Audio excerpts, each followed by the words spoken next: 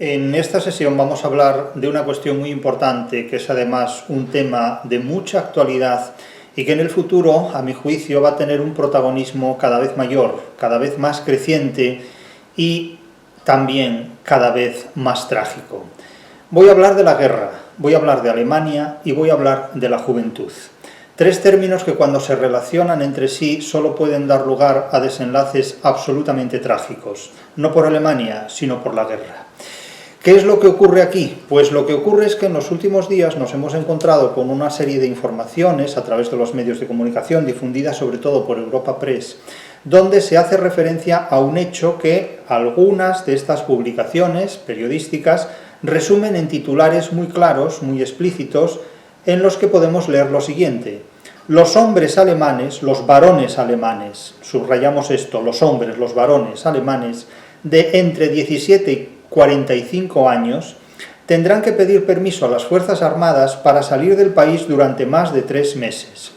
Hombre, supondríamos que tendrán que pedir permiso al Estado o al gobierno, pero a las Fuerzas Armadas da la impresión de que Alemania ha sido tomada por las Fuerzas Armadas y que su parlamento cae en manos del ejército, cosas por el estilo. Quiero decir, este tipo de titulares hay que verificar hasta qué punto son ciertos o si retóricamente responden a otro tipo de declaraciones, porque así leídos da la impresión de que las autoridades civiles han sido reemplazadas por las autoridades militares, y hablamos de Alemania.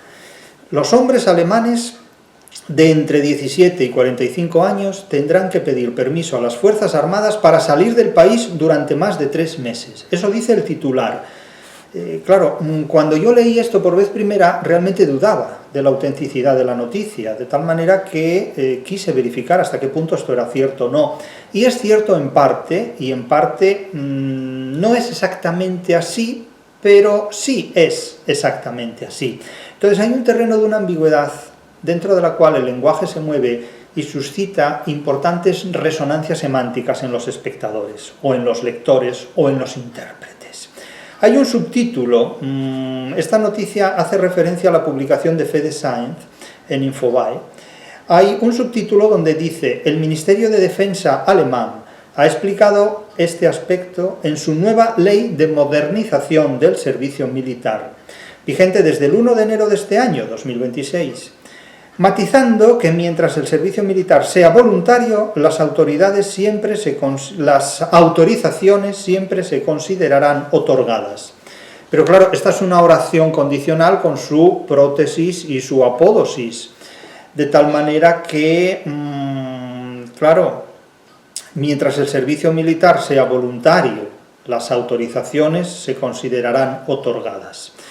Pero claro, la prótesis y la apódosis están mutuamente relacionadas, mientras sea voluntario, y cuando no sea voluntario, las autorizaciones no se otorgarán automáticamente. Claro, aquí se abre la espita a un futuro muy amenazante, muy incierto, porque la prótesis de esta condicional es muy inquietante, Cito algunos de los párrafos de esta noticia. Fíjense lo que se dice. Alemania ha introducido cambios en su legislación militar que afectan directamente a los hombres, subrayo lo de hombres, varones, de entre 17 y 45 años. Las mujeres aquí no tienen nada que ver. De alguna manera es un fracaso de las políticas feministas, porque aquí no se cumple la paridad. Esto solo afecta a los hombres que tienen el privilegio de ir al ejército. Algunos dirán que este privilegio no es tal privilegio, otros entenderán mis palabras como ironía, pero aquí se presenta como un privilegio exclusivo para los varones, donde las mujeres están marginadas, en principio, por esta ley. Claro, es una gran derrota para el feminismo. La ley de modernización del servicio militar, que entró en vigor el 1 de enero de este año, 2026, establece que quienes deseen permanecer fuera del país durante más de 3 meses deberán obtener una autorización previa de las Fuerzas Armadas. Se considera que estar fuera del país es un deseo, porque dice quienes deseen permanecer, deseen estar fuera del país. No se dice quienes tengan que estar, se dice quienes deseen, es decir, que identifican como un deseo estar fuera de Alemania. No deja de ser curioso, es que el lenguaje es muy delator. Esta medida se enmarca en los esfuerzos del gobierno alemán para mejorar la gestión de los recursos humanos. Fíjense, esfuerzos del gobierno alemán. No se dice que sea el deseo del gobierno alemán, se dice que son los esfuerzos, es decir, algo que supone un gasto de energía por parte del gobierno alemán para mejorar la gestión de los recursos humanos del ejército y garantizar la disponibilidad de efectivos en todo momento, de efectivos masculinos, porque las mujeres aquí están excluidas. Y el objetivo principal es crear un marco legal que facilite el seguimiento de los ciudadanos susceptibles de ser reclutados. El seguimiento de los ciudadanos susceptibles de ser reclutados. Nótese cómo hay un afán totalitario por saber dónde está cada persona en cada momento dado para ser reclutada especialmente en contextos de emergencia. Quiere decir que se trata de tener, totalitariamente hablando, controlada la población masculina, la femenina está exenta de este control totalitario, para militarizarla y enviarla al frente de guerra cuando sea necesario. Claro, quien tenga vocación militar encontrará en este hecho una posibilidad para desarrollar su carrera personal, su vocación personal y su vocación profesional. Quien no la tenga encontrará en esto una razón para cambiar de sexo o para cambiar de país. Naturalmente, esto es una cuestión muy personal y nadie puede interpretar mis palabras como un rechazo al ejército, porque el ejército se necesita en muchísimos casos, ni tampoco como un rechazo a estas medidas que son una cita con la realidad, porque lo contrario es incurrir en un idealismo comparable al que planteaba el propio Kant, paisano de quienes plantean estas leyes, hablando de la paz perpetua. No deja de ser irónico que después de la publicación del libro de Kant, después de las promesas de los idealismos de la Ilustración sobre la paz perpetua, la historia de la humanidad haya protagonizado las más cruentas guerras que jamás se han conocido en su propia historia, y que hayan tenido muchas de estas guerras como eje fundamental el país que dio lugar a un pensador, si es que pensó Kant, como Kant, que habló de la paz perpetua. Es decir, que los mayores idealismos han sido precisamente gestionados por un país que en el último siglo ha protagonizado las mayores guerras mundiales de la historia, que son la Primera y la Segunda Guerra Mundial, así llamadas en Occidente, puesto que Rusia llamó a la Primera Guerra la Gran Guerra y no sigue necesariamente esta nomenclatura. Entonces, no deja de ser curioso, no deja de ser paradójico, no deja de ser realmente sorprendente. Y prosigue la información. De acuerdo con la información de Europa Press, el Ministerio de Defensa alemán ha detallado, a través de un portavoz citado por la agencia dpa, que la nueva normativa exige la, comillas, autorización del centro de carrera de las Fuerzas Armadas para estancias en el extranjero que duren más de 3 meses. Fin de cita. Se trata de una obligación formal para todos los varones a partir de los 17 años, aunque tal como señaló el portavoz, nuevas comillas, la autorización se considerará siempre como otorgada mientras, aquí llega a la prótesis de la condicional, mientras el servicio militar sea voluntario. Fin de cita. Claro, ¿y qué ocurrirá cuando el servicio militar sea obligatorio? Porque esto es la antesala de un servicio militar obligatorio destinado a enviar a los varones a la guerra. Ya digo que las mujeres quedan excluidas de este imperativo, con lo cual es una gran derrota para el feminismo, porque es una ruptura de la igualdad. Esta disposición busca evitar cargas administrativas innecesarias en el contexto actual en el que el servicio no es obligatorio. Fíjense ustedes cómo la retórica de Orwell funciona a pleno rendimiento en este tipo de disposiciones. Y cito finalmente un párrafo más de esta noticia. Las Fuerzas Armadas alemanas buscan que el número de efectivos alcance los 260.000. Claro, la norma introduce también un examen médico obligatorio. Aquí ya nos movemos en el terreno de Georg Büchner, en su obra Wojciech, del alemán Büchner, del jacobino que murió en 1837, si no me equivoco, en Zúrich, huyendo del totalitarismo alemán que persiguió a los libertarios. También la medicina se utilizaba enormemente para hacer análisis lo más sofisticados posibles que permitieran a los seres humanos ser enviados al frente de guerra. Wojciech de Büchner, no es tan nada mal esta obra, que triunfó 100 años después en el periodo de entreguerras de las vanguardias y del expresionismo alemán. La norma introduce también un examen médico obligatorio para los nacidos a partir de 2008, con la intención de contar con información actualizada sobre la condición física de los potenciales candidatos al servicio militar. La ley fija como meta ampliar el número de soldados activos en 80.000, para llegar a un total de 260.000 efectivos en las Fuerzas Armadas. Ya digo que quien tenga vocación militar encontrará en estos hechos una posibilidad de desarrollar esa vocación y de ejercer una actividad profesional. Pero quien no la tenga encontrará una invitación a cambiar de sexo, a hacerse mujer o a declararse mujer y a cambiar de país, a hacerse, pues no sé, miembro de otro país o ciudadano de otro país que no le obligue a someterse a estos imperativos. Insisto en que con frecuencia el pueblo se acuerda del ejército cuando lo necesita, se acuerda de Santa Bárbara cuando truena y habla mal del ejército cuando lo moviliza. Depende del punto de vista que utilicemos. Advierto que, desde mi punto de vista, los ejércitos son imprescindibles para la defensa de un Estado, para la defensa de un país. Otra cosa es que los ejércitos estén no al servicio de la defensa de un país, sino al servicio de los intereses de unas oligarquías, que son las que tal vez puedan o no gestionar ese país. Esto ya son cuestiones completamente diferentes. Pero lo que no vale es maldecir al ejército cuando nos reclama y exigir su ayuda cuando lo necesitamos. Es decir, o estamos a las verdes o estamos a las maduras, pero lo que no puede ser es condenar al ejército cuando no lo necesitamos y llamar por él cuando estamos en peligro. Claro, esta es una cuestión que no puede resolverse frívolamente, es una cuestión enormemente seria porque de ella depende la supervivencia y la seguridad de los estados. Lo que sí es cierto es que las élites no pueden acordarse solamente del pueblo cuando lo necesitan como recursos humanos que permitan la combustión de los ejércitos y despreciarlo cuando no necesitan a ese pueblo o cuando el pueblo adopta formas de comportamiento contrarios a sus pensamientos.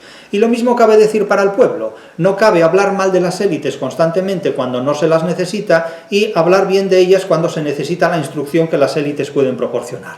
Entonces aquí hay que armonizar este tipo de situaciones para no dar lugar ni a malentendidos ni a planteamientos cínicos, en virtud de los cuales cuando yo necesito al pueblo para abastecerme de un ejército que defienda mis intereses, entonces llevo a cabo levas masivas y normativas que imponen la voluntad de las élites a la voluntad del pueblo.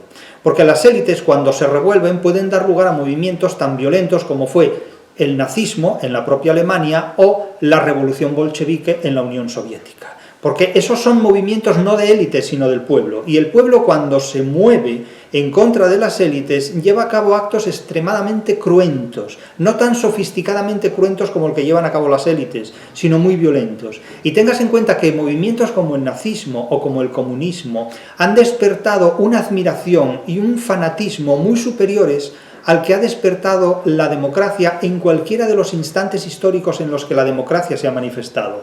Es decir, la democracia nunca ha manifestado tan intensa adhesión como sí la ha manifestado el comunismo y el nazismo por parte del pueblo y también por parte de algunas élites. Sin embargo, la democracia es un movimiento elitista, es un movimiento promovido por las élites, no tanto un movimiento promovido por el pueblo. Es una gran paradoja que el término democracia, que etimológicamente significa el poder del pueblo, sea sin embargo un movimiento promovido por las élites e impuesto con frecuencia al pueblo, herencia de la Ilustración, en virtud del cual actúa como un despotismo ilustrado. El poder de las élites sobre el pueblo, pero sin el pueblo. Todo para el pueblo, pero sin el pueblo. La democracia es un movimiento profundamente elitista. Es un movimiento construido por élites y para gestionar el poder de las élites sobre el pueblo. Y sin embargo lleva el nombre popular de el poder del pueblo. En realidad, en una democracia el pueblo lo único que hace es votar lo que las élites plantean. De tal manera que vote lo que vote, las élites siempre ganan porque son las que tienen las cartas de la baraja a la que se puede votar. Sin embargo, cuando el pueblo niega estos planteamientos y organiza sus propias revoluciones, como es el caso de la revolución nazi o el caso de la revolución bolchevique, las consecuencias son muy complejas y son realmente muy devastadoras, extremadamente devastadoras. El caso de la Revolución Francesa no fue una revolución popular, fue una revolución de la burguesía, que fue en contra de la nobleza y bajo la voluntad de un pueblo al que inmediatamente sometió a sus propios intereses. En realidad la Revolución Francesa fue la revolución del comercio, fue la revolución de los mercaderes, no fue una revolución popular en absoluto. Pero lo que aquí se plantea en Alemania es el guión de lo que espera a una juventud nacida ya del año 2000 en adelante, en el siglo XXI. Es lo que yo llamo la generación cervantina. La generación de chavales que se encuentran ante un mundo donde las cosas parecen lo que no son, donde las cosas son lo que de ninguna manera parecen ser. Se habla en unos términos que no se corresponden con la realidad. Se les dice, vamos a tomar lista del nombre de cada uno de ustedes, pero no se preocupen porque solo les llamaríamos en caso de guerra. Pero es que el caso de guerra se dispone desde el momento en el que se quiera disponer y hacer estallar una guerra. Quiero decir que estamos todos absolutamente pillados porque a uno se le obliga a firmar un cheque en blanco. Es decir, si yo fuera alemán en estos momentos y no tuviera vocación militar, me plantearía cambiar de sexo al ser hombre o cambiar de país al ser alemán.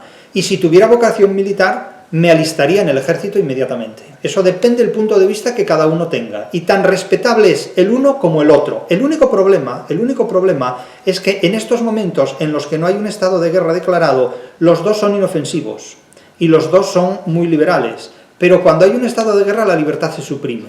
Entonces es muy curioso que la democracia tenga capacidad para suprimir determinados derechos en nombre de determinados estados de excepción o de guerra, o de como los quiera llamar, o de pandemia, como por ejemplo sucedió durante el confinamiento, una época en la que en plena democracia todos nosotros nos vimos sometidos a un régimen absolutamente totalitario. Incluso algunos aplaudían este régimen totalitario. Claro, insisto que depende la vocación que cada cual tenga respecto a estas ideas, pero lo que sí es innegable es que la democracia en cualquier momento puede comportarse como un totalitarismo.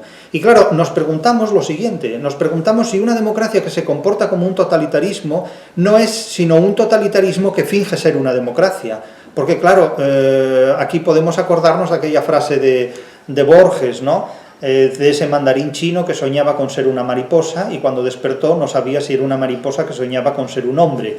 La frase es muy bonita y muy cursi, pero la pregunta, si cambiamos la mariposa por el mandarín, es si una democracia en un momento dado se puede comportar como un totalitarismo, ¿acaso no vivimos en un totalitarismo que finge ser una democracia? Esa es una pregunta que cada uno de ustedes podrá responder como estime oportuno.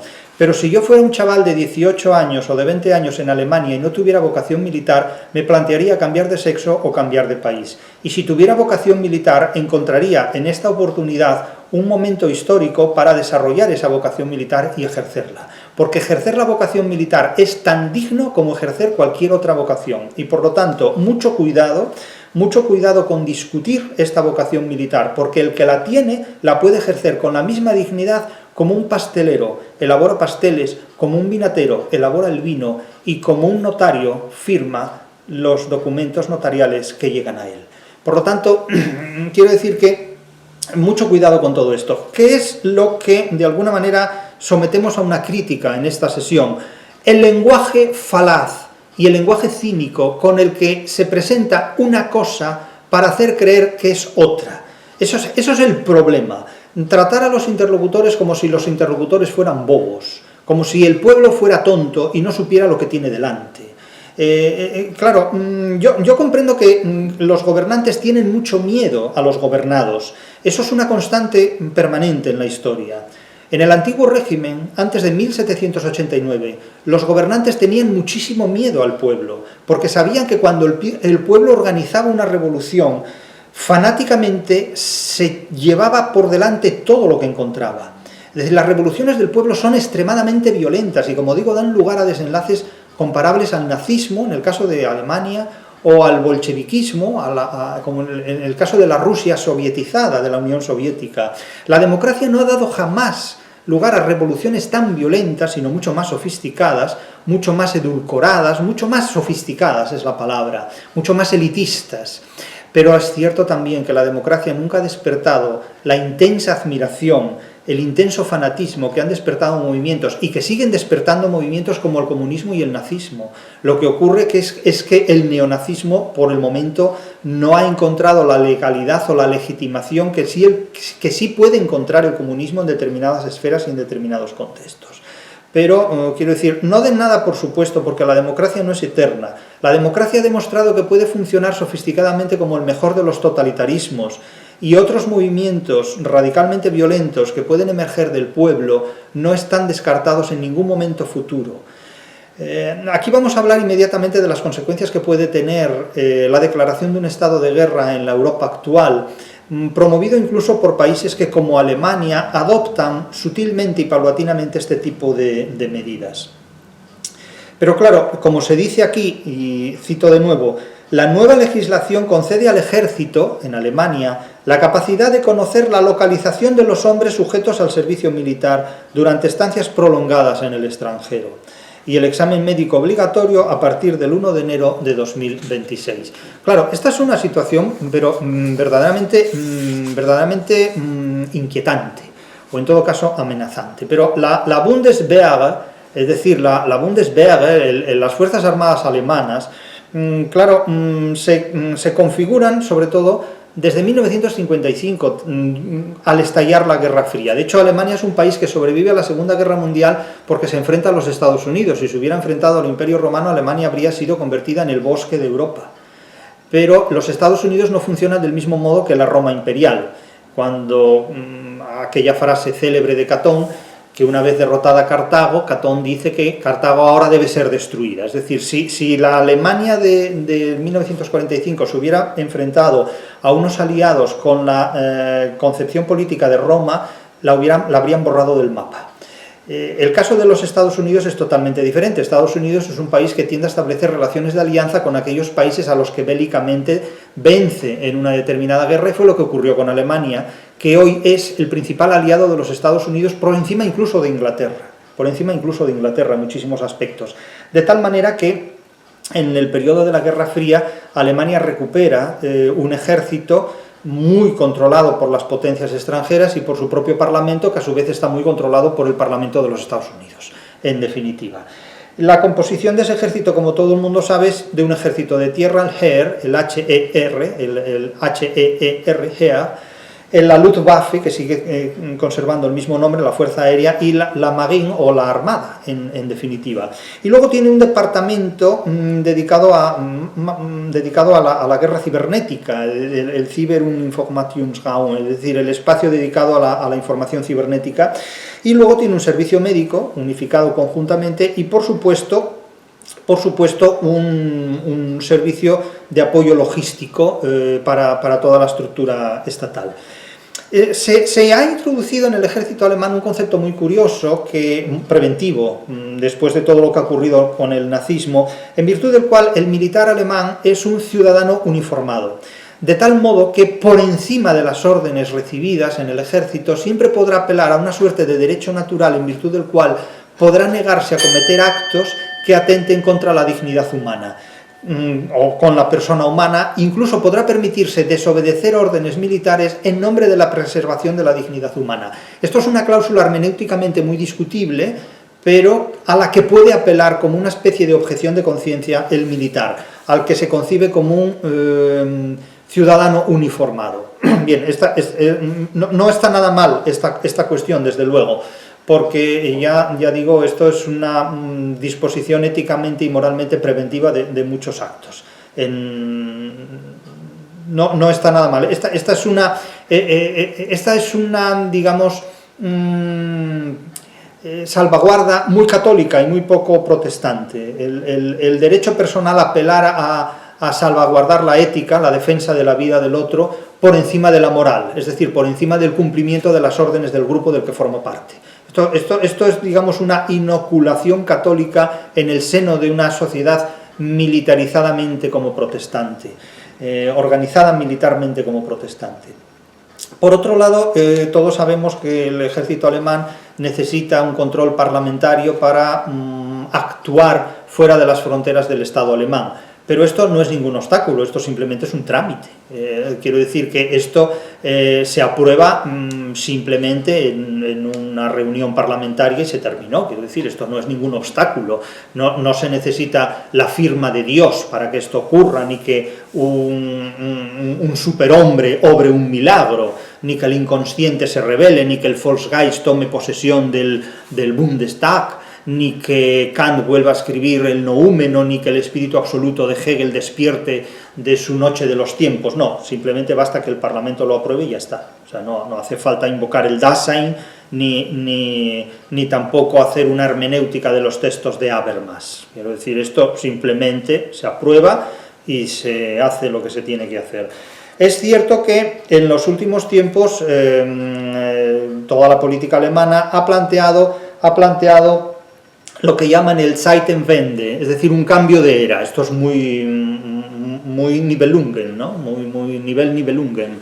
Un cambio de era, el Zeitenwende, es decir, aquí vienen nuevos tiempos y por tanto hay que adaptarse a los nuevos tiempos, como si los demás no nos adaptáramos a los nuevos tiempos, pero se adapta al ejército. Entonces, bueno, los datos no nos dejan mentir, es decir, han aceptado contribuir con el 2% del Producto Interior Bruto a la industria armamentística, según los dictados de la OTAN. Participan en llamadas misiones de paz, o sea, el ejército participa en misiones de paz. Dentro de poco los filólogos vamos a ir a la guerra, ¿no? Porque si el ejército practica la paz, pues no sé, los humanistas practicarán la guerra, digo yo, ¿no? Son estas contradicciones y estos oxímoros que son muy atractivos para construir la retórica de los mensajes, los discursos habermasianos, ¿no? El diálogo y todas estas cosas, cuando la realidad sigue interpretando la partitura de siempre. Es decir, podemos decir que la botella está medio llena o que la botella está medio vacía, pero eso a la botella le resulta completamente indiferente. Si nos sentimos más tranquilos diciendo que la botella está medio llena, pues mejor, pero al final el líquido es el mismo, lo que contiene es lo mismo. Y lo que se pretende con esta inversión masiva es alcanzar los 100.000 millones de euros para modernizar los equipos bélicos, es decir, el armamento de guerra, que tendrán que gestionar recursos humanos, en muchos casos obligados a ello, porque no hay suficiente vocación militar para movilizar todo esto y para gestionar todo este aparato bélico, de tal manera que si no hay suficiente vocación militar se impone la obligatoriedad de hacerlo aún sin vocación. Ustedes imagínense que nos obligaran a todos nosotros, a los que no tenemos vocación eclesiástica, a ser curas. Claro, resultaría incómodo, en principio, ¿no? Como dice la inteligencia artificial, incómodo. Allí donde aparece la palabra incómodo es que la inteligencia artificial ha redactado el texto. Incómodo, lucidez, una postura incómoda, lúcida. Bien, entonces imagínense que nos obligan a todos a ser curas. Hombre, pues, ¿y si no tenemos vocación clerical, por qué tenemos que ser curas? Claro, nos obligan a todos a trabajar. Imagínense ustedes, no tenemos vocación laboral y tenemos que trabajar para vivir. Bueno, pero esa es una obligación de la naturaleza, no una obligación de los estados. Entonces, claro, desde Napoleón se considera que el ser humano se implica voluntariamente en el ejército por el amor a la patria. El amor a la patria es un idealismo galopante. No habla del amor al Estado, habla del amor a la patria. La patria puede ser el Heimat, la patria chica, como designan los propios alemanes, Heimat, patria chica, o puede ser la patria grande, puede ser el Estado, la nación.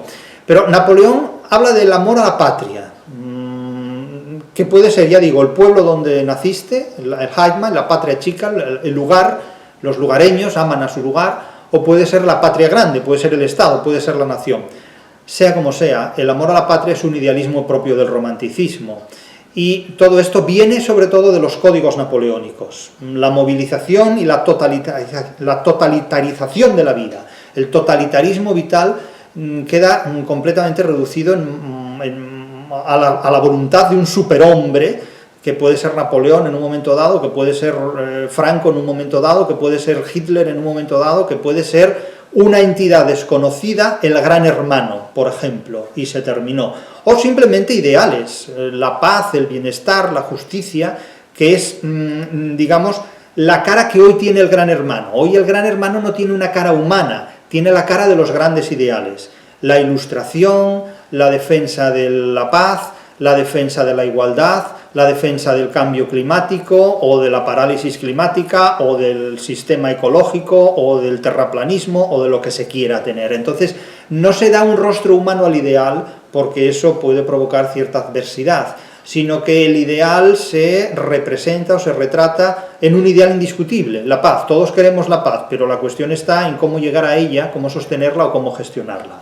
Entonces, bueno, cabe decir como anécdota que el símbolo del Bundeswehr, del ejército alemán, es la Cruz de Hierro. La Cruz de Hierro tiene su origen en las campañas napoleónicas, en las guerras napoleónicas, y se preserva históricamente, pero para que no se identifique con lo que fue el nazismo, pues se la ha estilizado, se la ha, digamos, sometido a un proceso de rediseño, por así decirlo, de filtraje, de Photoshop, de una elaboración, pero básicamente la esencia sigue siendo la misma. Claro, hablamos de las campañas napoleónicas. Fíjense ustedes, los que no hayan leído una novela como Confesión de un hijo del siglo, de Alfred de Musset, de 1836. Esta novela es de 100 años antes de la Guerra Civil Española. Y fíjense lo que se dice en esta novela. En el prólogo de esta novela se dice lo siguiente. Dice el narrador de la novela, una novela romántica sobre las campañas napoleónicas. Se dice: durante las guerras del Imperio, mientras los maridos y los hermanos estaban en Alemania, hombres, maridos y hermanos, hombres, varones, las madres, inquietas, habían dado al mundo una generación ardiente, pálida, nerviosa, concebidos entre dos batallas, es decir, que engendraban a los hijos entre batalla y batalla. Cuando los maridos podían reunirse con ellas, ahí engendraban a los hijos. Muchos alemanes aún vivos han sido engendrados también entre 1940 y 1945 entre batalla y batalla. Quiero decir, los periodos de guerra son así. Engendrados entre dos batallas, educados en los colegios, al redoble de los tambores, millares de niños se miraban unos a otros con mirada sombría y ejercitando sus tiernos músculos. De cuando en cuando veían llegar a sus padres ensangrentados, quienes después de escucharlos contra su pecho, lleno de bordados, volvían a cabalgar alejándose de nuevo. Estas son las campañas napoleónicas, estas son las guerras de Europa. Un solo hombre vivía entonces en Europa, Pela Napoleón. El resto de los mortales procuraba alentar con aire que él respiraba. Un año tras otro, Francia daba a este hombre 300.000 jóvenes, no jóvenes, jóvenes. Era el impuesto pagado a César. No se menciona a Napoleón explícitamente, pero todo el mundo sabe que hacemos referencia a Napoleón. La novela se publica en 1836. A César, quien sin este rebaño a la espalda no hubiera podido conseguir sus victorias, o sus derrotas, según se mire. Era la escolta que necesitaba para atravesar el mundo y caer en el valle de una isla desierta, bajo un sauce llorón. Fíjense cómo la metáfora floral del sauce llorón remite al fracaso de toda esta épica de un imperio que, como dice la propia Elvira Roca Barea, exactamente no sabemos en qué consistió ese imperio, pero es una cosa muy curiosa. Es como el imperio alemán, que son 10 años de matanza universal para conseguir ¿qué? Nunca sufrió el mundo tantos desvelos como en los tiempos de este hombre.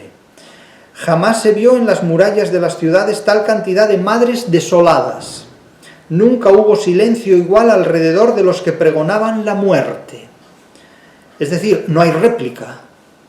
Y sin embargo, nunca hubo tanta alegría, tanta vida, tantos cánticos guerreros en todos los corazones. La alegría que conduce al cadalso, la alegría que conduce a la muerte, la alegría que conduce al viva la muerte, etcétera, etcétera. Decían que Dios los creaba para este hombre y les llamaba sus soles de Austerlitz.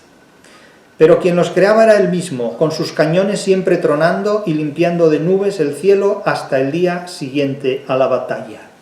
Esto es el realismo, esto es el grito realista que clausura lo que son las guerras y las levas y todas estas cuestiones. A mí me gustaría que al lado de estos textos que hablan de que los chavales alemanes entre 17 y 45 años que tienen que pedir permiso para ausentarse durante más de 3 meses del país, acompañaran estos folletos con ese fragmento, traducido al alemán por si acaso, de Alfred de Musset, para que la información fuera completa, para que la letra pequeña también se conozca. Y si quieren, pueden también leer los textos que sobre la guerra escribió Cervantes y puso en boca del Quijote, de Don Quijote, en el Quijote, en la novela homónima, sobre las armas y sobre las letras. Porque la experiencia bélica de la guerra dice mucho acerca de los seres humanos. La guerra es la distancia que separa a los idealistas de la realidad. Es imposible concebir la vida humana sin guerras, pero lo que sí es posible es concebir el enfrentamiento con la guerra sin estos cinismos que nos digan que todo es simplemente provisional y que todo es por si acaso. El por si acaso revela que en el guión del siglo XXI está una guerra en la que se quiere implicar a lo más inteligente de la juventud europea, que es lo que yo llamo la generación cervantina. Una generación que sabe que no puede prolongar los idealismos de los milenaristas.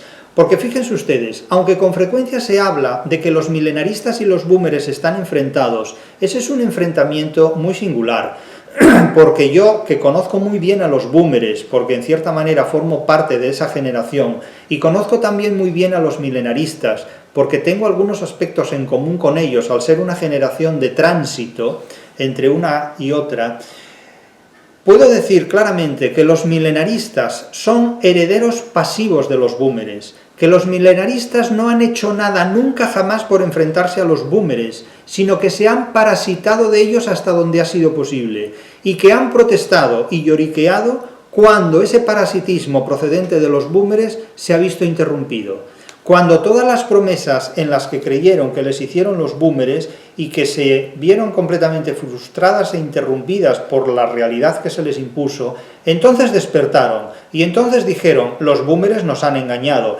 Efectivamente que los boomers les han engañado, pero es que los boomers les engañaron desde el primer momento. Ahora, claro, cuando las cosas iban bien, el engaño no se percibía, y ahora que las cosas van mal, la culpa la tienen los boomers. Claro, la generación ya nacida en los ultimísimos años del siglo XX y en los primeros del siglo XXI ya no se creen estas promesas. Es imposible hablarles de la paz a unos chavales a los que se les pone por delante un papel en el que se les dice que si se ausentan 3 meses de su país por ser varones, tendrán que pedir un permiso. Las mujeres están exentas de este permiso. Veremos a ver qué ocurre con el feminismo en unos tiempos en los que el hombre vuelve de nuevo a cargar con unas responsabilidades mortales. Porque claro, este es un fracaso feminista, completamente, desde el momento en que pierden la paridad en la posibilidad de ir a la guerra. Claro, ¿cómo se torea esta situación? Pues ya me dirán ustedes. La realidad no entiende de ideologías entienden los seres humanos, pero a la realidad las ideologías le importan un bledo. Las ideologías son las diferentes creencias que los seres humanos promueven entre ellos para organizarse gremialmente y luchar unos contra otros, pero en realidad, a la realidad las ideologías le importan un bledo. Las ideologías son una invención humana contra la cual no es posible enfrentarse a la realidad. A la realidad hay que enfrentarse con conocimientos críticos, científicos y dialécticos, no con ideologías.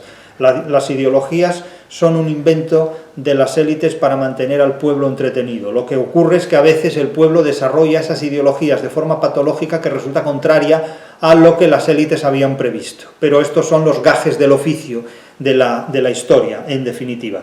Pero fíjense ustedes, lo que sí es cierto de este informe es que hay una nueva ley en Alemania, vamos a leer los datos objetivos, hay una nueva ley en Alemania llamada Ley de Modernización del Servicio Militar. Esto es un hecho objetivo, que entra en vigor desde el 1 de enero de 2026. Y esta no se somete a votación, simplemente entra en vigor y punto. O sea, no se pregunta a la gente si está de acuerdo o no con esta ley, se impone y punto.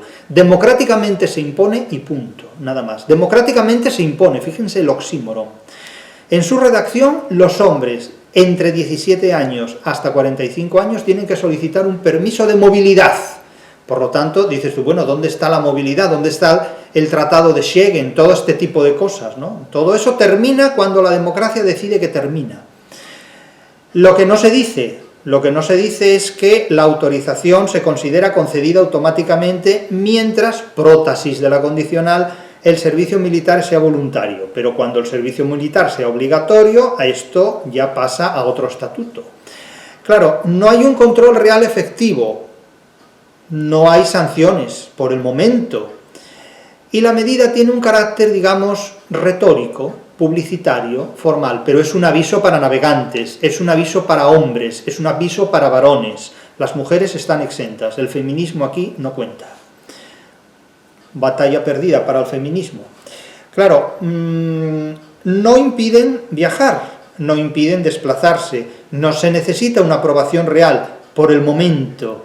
es simplemente un mecanismo burocrático, pero eso es como decir, es un control rutinario. Pero si el control es rutinario, ¿para qué hacerlo? Esto es, insisto, un aviso para navegantes. Si la norma existe, pero no implica restricción de movimiento, pero existe, o sea, esto es un cinismo paradójico, esto es la paradoja del cínico. Si puerta, ¿para qué abierta? Es decir, no le vamos a impedir nada, pero que sepa usted que hay una ley que si nosotros pulsamos el botón, deja de ser un juego para convertirse en una realidad, con consecuencias penales. Con consecuencias penales. Y luego se dice, bueno, es que esto es una consecuencia de la Guerra Fría, en realidad es algo que estaba ahí ya desde siempre, no es que lo hayamos creado nosotros, pero bueno, naturalmente la interpretación admite muchos sesgos. Ya digo, para el que tenga vocación militar esto es una oportunidad fundamental. Yo, si tuviera vocación militar, me incorporaría a ello.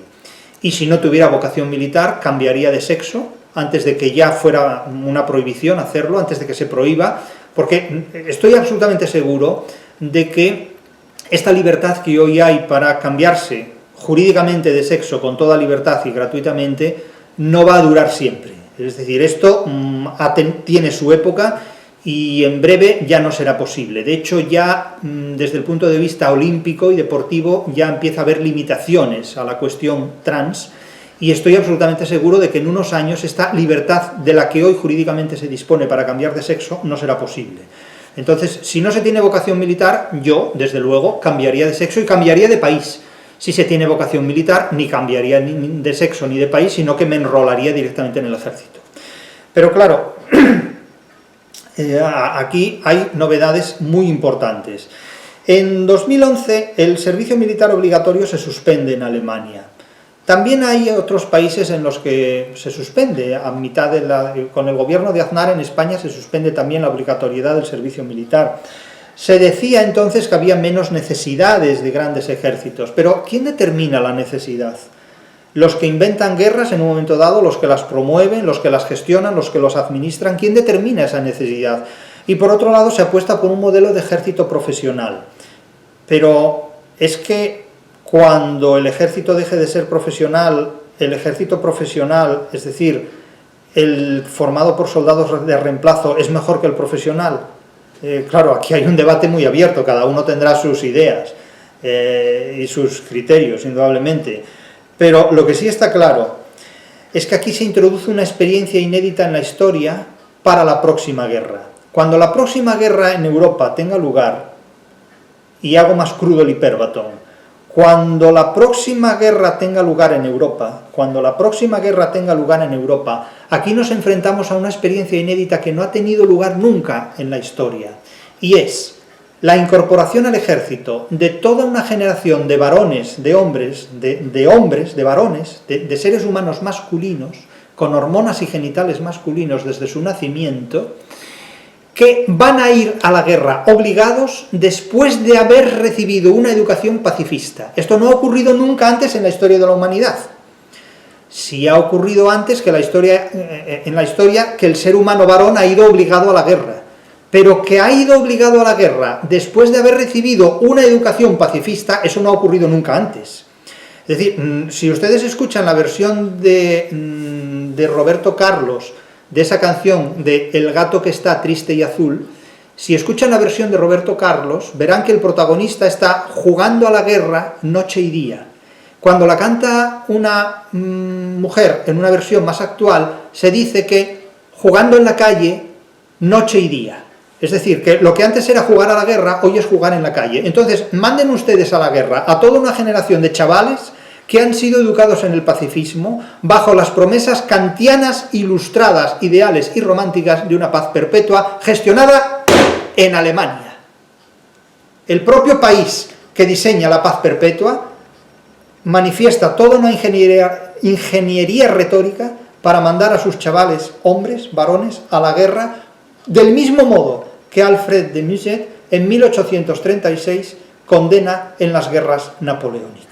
Es decir, volvemos a cómo era el mundo hace prácticamente no solo 100 años, sino 200 años. Incluso podemos retrotraernos a la guerra de los 30 años, a la paz de Westfalia, a la guerra de los 100 años medievales. Es decir, Podemos volver a los tiempos de siempre, recordar la victoria contra los franceses en 1871 y las derrotas contra los rusos en tantos y tantos años sucesivamente acontecidas. Siempre es lo mismo. La historia no se repite, lo que se repiten son los mismos errores. La historia no se repite nunca porque los personajes cambian, pero las funciones son recurrentes. No se repiten los hechos, se repiten los errores. No se repiten los mismos hechos históricos, pero se repiten los mismos errores históricos. Y de una manera además verdaderamente lamentable, sacrificando vidas humanas. Por primera vez en la historia, cuando en Europa tenga lugar la próxima guerra, se enviará a la guerra a toda una generación de chavales que, educados en el pacifismo, se les condena a enfrentarse a una guerra de consecuencias indudablemente trágicas. Indudablemente trágicas. Si se tiene vocación militar no hay ningún problema. Si no se tiene vocación militar, pues no sé, habrá que pensar en cambiar de sexo, pero seguramente entonces ya no será posible, ya no permitirán esto, o en cambiar de país. En fin, la deserción siempre es la puerta para los que han sido calificados de cobardes ante una guerra. Y aquí no se defiende ni una opción ni la otra, sino que simplemente se pone de manifiesto el cinismo de la retórica y del lenguaje que, cambiante a lo largo del tiempo, conforme a las ideologías, hace simplemente creer a la gente que lo mejor es lo que dicen los que ostentan el poder, en una parte o en otra parte. Ahora bien, ¿dónde queda la igualdad entre el hombre y la mujer si los que van a la guerra son los hombres? Claro, esta es otra derrota del feminismo ante la realidad de la guerra. Esto no significa que las mujeres no sufran en la guerra, las mujeres en la guerra sufren igual que los hombres, en un contexto distinto, si se quiere, pero el sufrimiento es el mismo. Violaciones, asesinatos, torturas, crímenes, vejaciones de todo tipo, botín de guerra. Es decir, una guerra no beneficia a nadie, ni siquiera a los vencedores, beneficia a los que la gestionan mercantilmente. Esos son los que ganan las guerras, los que se enriquecen económicamente a costa de la guerra, tanto en un bando como en el otro, en definitiva. Pero la guerra no beneficia a quienes participan en ella, sino a quienes sobreviven mercantilmente a los beneficios de la guerra. Esto ha sido siempre así. No hay guerras justas o injustas, hay guerras rentables económicamente o fracasadas económicamente. La guerra no solo es una prolongación de la política, la guerra es una prolongación de la economía, es una prolongación de las finanzas, es una articulación del comercio más allá de determinados contextos, así de simple. El comercio se desarrolla en tiempos de paz y en tiempos de guerra, y tan rentable puede ser en un caso como en otro si se sabe bien tañer, si se sabe bien gestionar. Entonces, aunque se dice que todo esto es un resto de la Guerra Fría y que todo esto pues, puede cambiar o no cambiar, y que suena más grave de lo que es, porque en realidad es simplemente un control rutinario, esto es un aviso para navegantes. Europa se prepara para una guerra y se prepara para sacrificar en esa guerra a la generación de los nacidos en el siglo XXI, a la generación cervantina, que a mi juicio es una generación bastante más preparada que la de los milenaristas, que ha sido muy parasitaria de los búmeres y ha confiado demasiado en los búmeres y de hecho ha heredado de los búmeres básicamente el fracaso. Es una generación, la de los milenaristas, muy frustrada, es una generación que ha tenido muchas citas con la frustración y no siempre ha sabido sobrevivir a todas ellas. Los chavales que ya han nacido, tanto hombres como mujeres, en el siglo XXI, se enfrentan a un mundo del que desconfían, a un mundo que sabe que promete falsedades, que cuenta muchas mentiras, un mundo en el que no se puede confiar y en unos poderes que son realmente muy engañosos. Y en ese punto, esta generación cervantina o neocervantina, que los anglosajones llaman alfa en unos casos porque la han cachapeado, es decir, la han marcado con el hierro como se marca un ganado, con el hierro alfa o con el hierro zeta, en realidad generación cervantina. Yo no uso las nomenclaturas anglosajonas para interpretar el mundo en el que vivo, no soy estadounidense, mi formación cultural es otra y procedo de una literatura que me proporciona una información acerca de la realidad mucho más enriquecedora y potente que la literatura anglosajona y sobre todo que la literatura estadounidense, que realmente es Harry Potter y algo más. Harry Potter, Edgar Allan Poe y Mark Twain, este sentido del humor tan inocente, tan sin consecuencias, o los hermanos Marx, en definitiva, que es una manera de pasar el rato, como otra cualquiera. Pero lo importante es que aquí se está organizando un mundo que se dispone para enviar al matadero de la guerra a toda una generación. Vamos a ver qué es lo que ocurre, porque yo pongo muy en duda que los chavales nacidos en el siglo XXI quieran ir a formar parte de una guerra con la que no tienen nada que ver. Eso es una cuestión que veremos a ver cómo se salda en la realidad. No es la primera vez que la gente se desmarca radicalmente de una guerra. Veremos a ver qué consecuencias tiene esto. Sí es cierto que el ejército se necesita, de ahí la gran paradoja. Lo que no se necesita es el cinismo, o sí se necesita el cinismo. Cuando alguien tiene que argumentar cínicamente sus razones es porque probablemente esas razones cojean de más de un pie. Habría que ver qué es lo que ocurre. Desde luego, la segunda mitad del siglo XXI, que yo probablemente ya no conoceré, por fortuna para mí, tendrá una cita bélica con la guerra en Europa, de la cual yo me libraré porque espero morirme antes, porque no tengo ganas de ver un mundo que se destruye de esa manera. Pero la generación cervantina tendrá que enfrentarse a las generaciones que la han precedido y decir tal vez que sí o que no, aquello que defiende o destruye su supervivencia vital. Ya no hablo de intereses, hablo de supervivencia. Desde luego, la guerra es la distancia que separa a los idealistas de la realidad. Y a veces, cuando defendemos la libertad, ya no sabemos si defendemos a la libertad individual de sus enemigos o a la democracia de sus amigos, porque verdaderamente hay amistades que matan y hay generaciones que creen que los más jóvenes están ahí solamente para obedecer. La libertad consiste sobre todo en preservar la vida, con guerra o sin ella. Esa es una cuestión que solo los más jóvenes podrán decidir si en ella quieren participar o no, y cómo. Eso el tiempo lo dirá. Pero diga el tiempo lo que diga, hay un hecho que no se puede negar, y es que la Ilustración es un cúmulo de falsas promesas. La Ilustración desemboca en un idealismo muy engañoso, y la cuestión de la paz perpetua de Kant no es un tema menor, no es un tema frívolo. La democracia no puede ser el verdugo de su población. Hablar de democracia cuando la democracia envía masivamente a la guerra a chavales jóvenes, esto es muy preocupante y es muy inquietante. Insisto que la democracia no puede convertirse en el verdugo de su población. Una democracia que se convierte en el verdugo de su población no es una democracia, es un totalitarismo. Y por otro lado, el hecho de que estas leyes vayan dirigidas exclusivamente a hombres jóvenes y no a mujeres pone en cuestión la vigencia del feminismo y de los objetivos del feminismo, porque se pierde la paridad. Claro, ¿qué hace el feminismo ante una realidad en la que no tiene nada que decir, en la que no tiene nada que hacer? Esto está fuera de lugar, es decir, los objetivos del feminismo no pueden silenciarse ante un hecho de esta naturaleza, porque, claro, con frecuencia se ha dicho que la guerra es una construcción del patriarcado.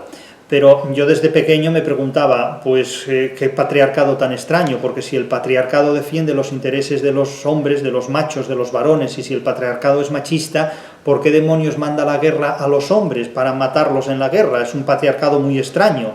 Quiero decir que si el patriarcado tuviera como objetivo destruir a las mujeres, pues las mandaría a ellas a la guerra, para que murieran en la guerra. Pero sin embargo, si el patriarcado manda la guerra a los hombres, ¿qué patriarcado es ese? Es una cosa muy extraña esta. Entonces aquí nos encontramos con lo mismo, es decir, se convoca a los hombres, se llama a los hombres para ir a la guerra. Entonces, eso es el triunfo de una concepción que quiera suprimir a los hombres del planeta. Imagínense ustedes una guerra organizada por mujeres donde las mujeres ordenan a los hombres ir a morir a la guerra, quedarían ellas exclusivamente, quedaría como la casa de Bernarda Alba esto. Claro, es una situación aberrante y absurda. Imagínense ustedes lo contrario, que los hombres organizan una guerra y mandan a las mujeres a morir a la guerra. Claro, en una guerra mueren hombres y mujeres de la manera más violenta y más terrible y más salvaje posible, torturados, asesinados, masacrados, etcétera, etcétera. Se rompen las familias, se mueren los hijos, se pierde a las madres. Esto es una barbaridad completa. O sea, resolver estos asuntos en términos maniqueístas de élites, pueblo, hombres, mujeres, jóvenes, viejos, esto no puede ser. Los viejos en una guerra sufren también muchísimo porque quedan desvalidos, los niños ni les cuento ya. O sea, este tipo de cosas no pueden interpretarse de esta manera tan sectorial, tan tangencial, porque no nos permiten ver los desenlaces y las consecuencias que esto tiene. Por otro lado, esta publicidad tan sutil, tan sofisticada, tan aparentemente inofensiva, de decir no pasa nada, simplemente es un control para saber qué cantidad de hombres están disponibles geográficamente en el territorio estatal y cuáles no. Esta movilización forzosa, pero adulteradamente suavizada, sofisticadamente cínica, es muy peligrosa. Pero fíjense ustedes la frustración que supone el idealismo alemán, el propio idealismo alemán, la paz perpetua de la que habla Kant, ese hombre que no salió de su pueblo en su vida, ese hombre que fue un gurú de ideales que no contrastó absolutamente con ningún tipo de realidad, porque es el gran fantasmón del idealismo alemán, en definitiva. Manolo Kant es el gran fantasmón del idealismo alemán, que no tuvo ninguna cita con la realidad nunca jamás, y que en su mundo absolutamente aislado y casi diríamos autista, no logra percibir la realidad y sin embargo describe el mapa mundi de una realidad futura donde el resto de la gente está violentísimamente implicada. Kant promete la paz perpetua, una promesa incumplida más por la Ilustración, una promesa más incumplida por la Ilustración. La Ilustración promete la paz, promete la libertad, promete la democracia y promete la felicidad. Y resulta que años y años y siglos después de la Ilustración, en lugar de la paz tenemos la guerra en casa, las puertas de casa, el enemigo a las puertas, como decía aquella famosa película. En lugar de libertad tenemos obediencia, porque se ha reemplazado la libertad por la obediencia y porque se considera que la libertad consiste en obedecer. Hemos reemplazado la democracia por un totalitarismo, porque la democracia se comporta como un totalitarismo, aunque siga llamándose democracia. Y la felicidad ha dado lugar a un montón de desdichas en los que la gente ni tiene trabajo, ni tiene dinero para pagar el alquiler, ni para comprar una vivienda, ni para estabilizarse en la vida, ni para estabilizarse en el trabajo. Entonces, ¿a dónde se han ido todas las promesas de la Ilustración, prometidas por los búmeres, creídas por los milenaristas hasta que fue imposible sostenerlas? Y claro, lo que plantea Kant es un conjunto de constituciones republicanas que gestionen el derecho internacional en un concepto globalista completamente de las relaciones políticas, de tal manera que toda una federación de países, una federación, es decir, una unión de países, evite los conflictos y las guerras. Esto es la globalización, esto es el mapa, esto es el genoma de la globalización, que ya ven que no evita las guerras, sino que simplemente las gestiona de manera diferente. Esto se parece más a 1984 de Orwell que a la paz perpetua de Kant. La realidad en que vivimos se parece mucho más a Orwell que a Kant. Y sin embargo Kant sigue vendiéndose como si fuera la solución a algunos problemas. Las peores guerras de la historia han tenido lugar después de la Ilustración, después de prometer la paz perpetua, y han tenido lugar también como centro de referencia geográfica fundamentalmente en Alemania, 1918-1945. Es decir, han tenido lugar en países que han gestionado básicamente la política de la anglosfera.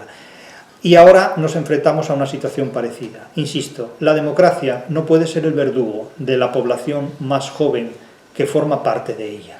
La democracia no puede ser el verdugo de la población.